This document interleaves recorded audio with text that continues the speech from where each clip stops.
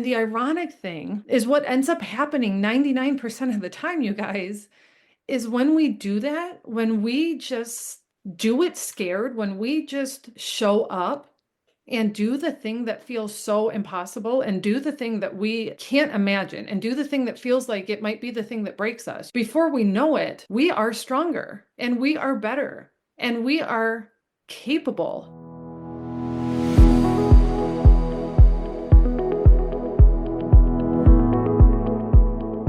Welcome to the Shannon McCabe Show, where we break free from our drink-obsessed culture, challenge the myths around alcohol, and redefine sobriety as the empowering choice it truly is.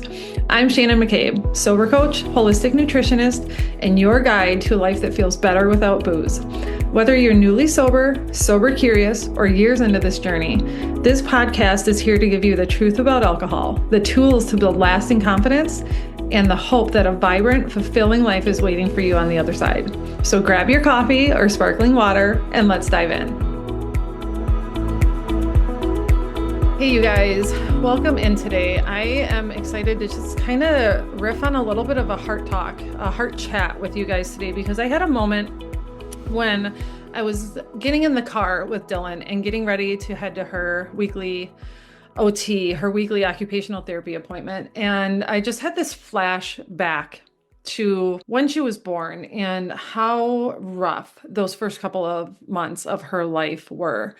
And immediately just had all these feelings about how much that journey parallels what I've gone through when I quit drinking.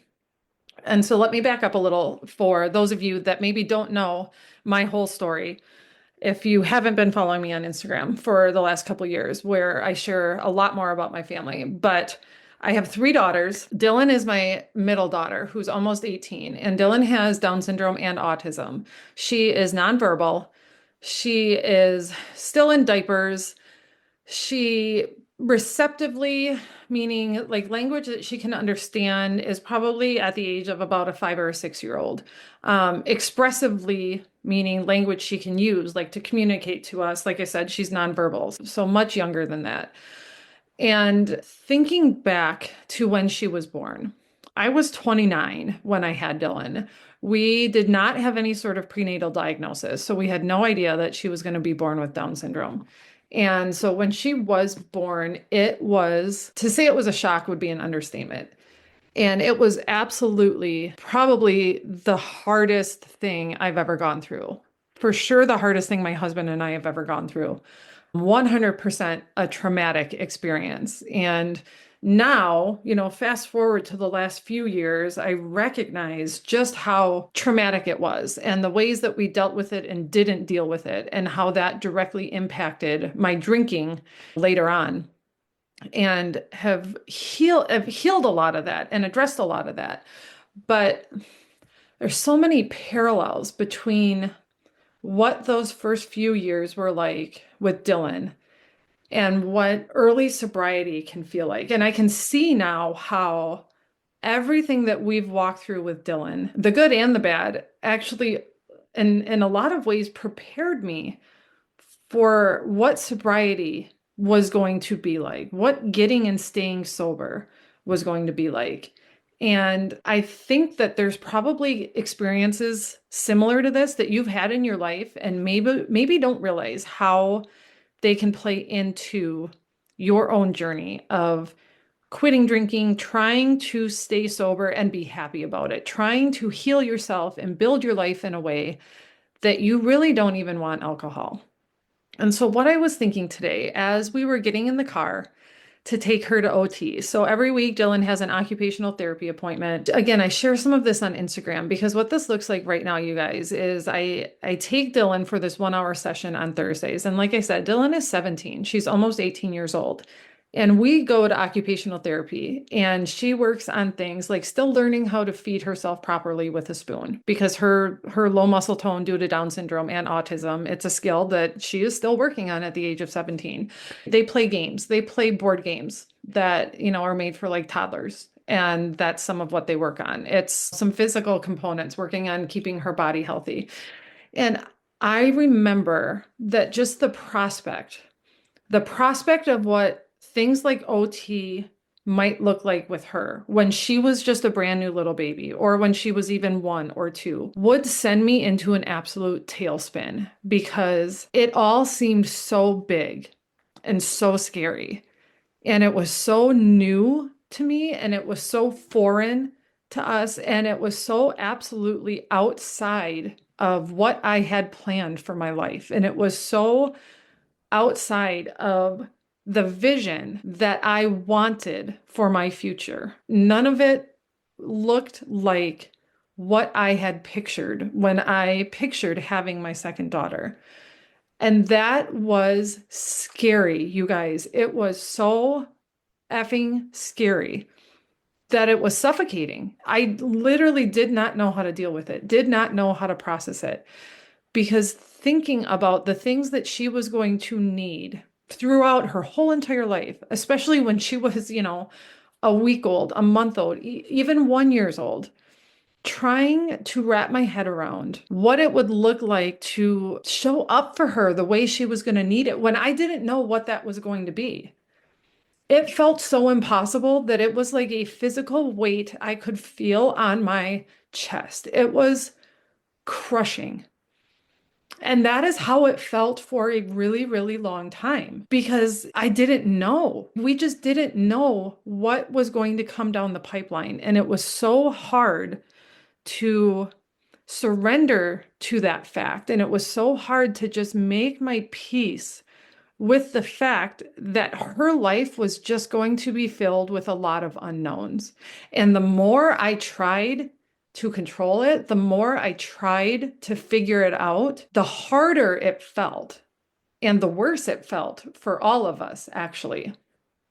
That all came from a place of fear inside of me. It came from me feeling and believing that I wasn't going to be able to do it, that I wouldn't be able to figure it all out, that I wouldn't be able to show up and do what was required because I didn't know what would be required, right? So that uncertainty, you guys, it was like a cloak. It was literally like living in mud almost because it was a tangible physical presence around my body and in my heart and in my head and in my soul.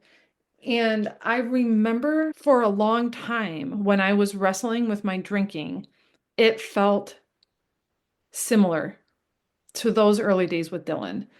Because even though my drinking was beginning to cause enough problems, right? I had gained weight. I was deeply ashamed of the fact that I was hiding alcohol in my house. And I was deeply ashamed of the fact that I didn't know when this had happened. Like, when had I become a woman that couldn't go a day without a drink? And when had I become a woman that would lie to her husband about whether or not she had been drinking already in the day and stuff like that? But it was still so scary to think about letting go of alcohol for even a little bit, let alone forever, because alcohol had always been a part of my life. I started drinking in high school. I drank through college, which is where I met my husband. Some of the funnest times I've had in my life with friends, with family, with my husband, all had alcohol involved. So even though I was experiencing negative side effects of my drinking, the thought of not drinking at all was beyond scary. Like, I couldn't imagine what my life would look like long term without this thing that had been a part of my life literally for like 30 years at that point. It felt impossible. It felt impossible for so long to think about never drinking again. And that fear, that feel of it being impossible is what kept me stuck in a really crappy place again for a really long time. It kept me drinking. It kept me accepting this like low bar status quo for my life because I couldn't see what it would look like if I gave up drinking. Just the same way that I was stuck in just fear and overwhelm and panic way back in when Dylan was a baby and in those first few years, because I couldn't see how I was going to do the things that were going to be required when you have a kid born with special needs.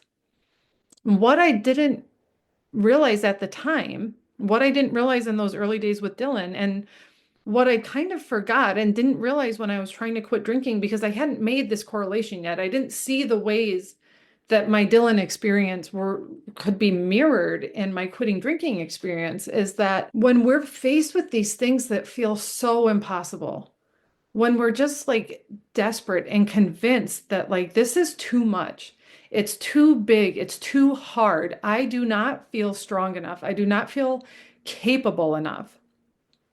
The only way that impossible things start to feel possible is to just do them and figure it out as you go. Like, that's the only way. We can sit and try to mentally figure it out. We can sit and plan in our head.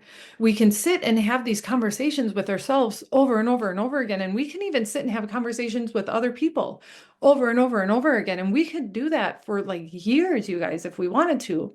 But until you just start doing the thing that feels like it might break you, you're never going to figure out how to do it. We're never going to talk ourselves into impossible things feeling better.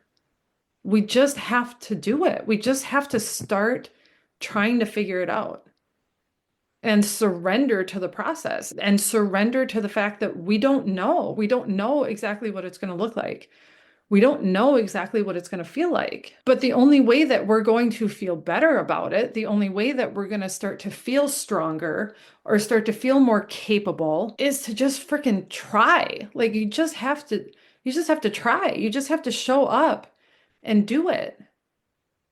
And the ironic thing is, what ends up happening 99% of the time, you guys, is when we do that, when we just do it scared, when we just show up and do the thing that feels so impossible and do the thing that we can't imagine and do the thing that feels like it might be the thing that breaks us, you guys, before we know it, we are stronger and we are better and we are capable, and we're not just stumbling along blindly the whole entire time. We're realizing what we have inside of us. We're realizing what we're made of. We get to see what we're capable of. We get to see how strong we can actually be. We get to see how resourceful we can be. We get to see what happens when we just take a leap of faith and trust whatever you want to call it. You trust God, you trust the universe. Maybe you just trust people around you. You just lean into trust and you just lean into love and you lean into hope. And then before you know it, you are figuring it out and you are doing it. And then you get to a point where you're not just like fumbling and surviving, but actually figuring out how to thrive through it and how to do it well. And you look around and you see like, this actually maybe is one of the best things that's ever happened to me. And that can feel like such a leap, right? Like, if anybody had said that to me when Dylan was a baby and when everything was like so raw and so scary and so new, if somebody else, or even if my future self, had come to me and said, you know what, Shannon, just wait. Someday you are going to be so grateful. You're going to be so grateful for this time, and you're going to be so grateful for this little girl and all the things she's going to teach you and all the ways she's going to stretch you and turn you in to not just a better person, but into the best version of yourself. And you guys, sobriety has done the same thing. And it looks different for all of us. But if you have conversations with happy, sober people, and I always say happy, sober people, you guys, because there are a lot of people out there that are maybe sober, meaning they don't drink, but they're still miserable and they're angry and they feel like they're missing out and they feel deprived and they're fixated on negativity. And those aren't the people that you want to go to for sober advice, because Yeah, maybe they don't drink, but they haven't healed and they haven't evolved and they haven't grown. So I always say happy sober people. If you talk to happy sober people, one thing you will probably hear over and over again is how even though we never would have asked for it, right? Like I never would have said, "Oh, gee, I hope I become an alcoholic. I hope that I spend years of my life and years of my daughter's childhood drinking to a point that it becomes a huge problem that I can't control." Of course, I never would have wanted that. Like, nobody wants it, nobody sets out. But now, on the flip side, you guys, it is maybe one of the best things that's ever happened to me because getting sober, the experiences I've had, again, the last 2.5 years, the insights I've gained, the way that this experience has stretched me and allowed me to grow and peeled back more layers of my, my psyche and my thoughts and everything, all of the things that weren't serving me, but I was holding on to and was so strongly attached to out of fear and out of, like just fear. I can't imagine my life being any better than it is right now. All thanks to the absolute low I had to go through with my drinking and the absolute high and the growth and like the revelations I've had in sobriety. And it's so similar to what I went through with Dylan. I fought the changes that we had to go through to learn how to be her parents. I was so afraid of the things that felt so impossible and so insurmountable simply because I didn't understand them. I didn't ask for them and I didn't want them. And so they were so big and scary.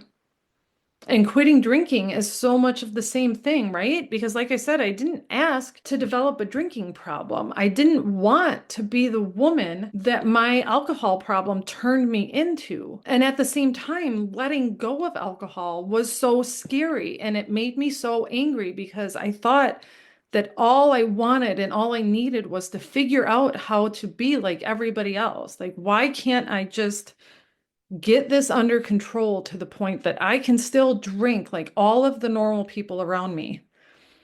That having to do it a different way, having to completely quit drinking wasn't what I wanted. It felt impossible and it felt scary and it pissed me off, to be honest. But it's turned out to be exactly what I needed. It's turned out to be the best possible thing that could have happened to me at this point in my life. And the best possible thing that could have happened to my family and to everything else that I love. So I guess the whole point of this is just this this invitation to you guys, this encouragement to sit and ask yourself if quitting drinking feels so impossible to you and it feels so scary and it brings up all of these feelings of like anger and resentment, but also sadness and desperation and just bewilderment at like, how could I possibly quit drinking completely? What would my life even look like if I had to, or if I choose to completely remove alcohol? Maybe reframe that and ask yourself if this is an opportunity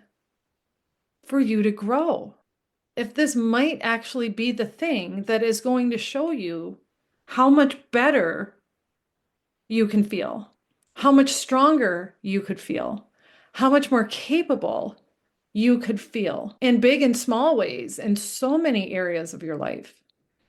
If quitting drinking feels impossible, it's not going to feel more possible by avoiding it. And it's not going to start to feel more possible by like waiting for just the right time. It's not going to feel more possible by continuing to just like talk about it and hope that you can quit drinking or wonder if you can quit drinking. Sooner or later, you have to just do it. You just have to jump in and you rip the Band-Aid off and you take the giant leap of faith and you do it incredibly messy and you do it with tears running down your face and you do it scared. And that's how it starts to feel less impossible. That's how you start to figure it out, is by just doing it, because what's the alternative? The alternative is staying stuck and staying scared. And who wants to live like that? All right, you guys, that was a heart talk. That was a riff, but I'm guessing that it probably lands for some of you. I'm guessing that you probably maybe even have some situations in your life where if you look at it through the lens of a time that something felt so impossible and felt so insurmountable to you, but you didn't have a choice. And so you just did it and came out the other side of it better and stronger and with more clarity, happier, any or all of it. So what if you approached quitting drinking the same way? How would that feel? How does that change? How does that change your willingness, your readiness to just do it? I'd love to hear. I'd love to hear you guys. Come find me over on Instagram. Shoot me a DM. I would just love to know what this brings up for you and how it lands. That's it for today's episode. If this conversation resonated with you, don't forget to subscribe so you never miss a new episode. And if you're loving the show, I'd be so grateful if you'd leave a quick review. It helps others find this message and start their own journey to freedom. Until next time, keep choosing yourself, keep believing in what's possible, and remember, you are so much stronger than you think.